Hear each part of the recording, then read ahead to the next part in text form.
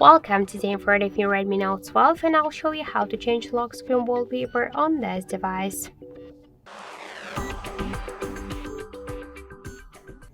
So let's first open the settings and then scroll down to the wallpaper section. Click agree, and just here we'll see the wallpapers, the online one. Just to use them you should use the Wi-Fi or your mobile data. If you want to use the default wallpaper, switch wallpapers to profile, tap the wallpaper section, and you'll see here all of the available default wallpapers on your device.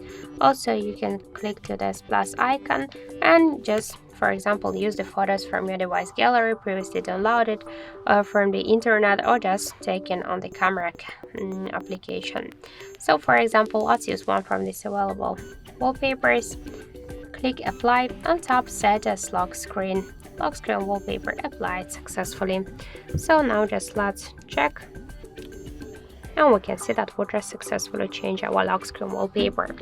Also, we get one more way how we can do that. Just first we should pinch, and on the left down corner you'll see wallpaper icon. By the same way, select one from the available wallpapers. So after that, just tap apply lock screen, and that's it. So thank you for watching, and if you find this video helpful, leave thumbs up and subscribe.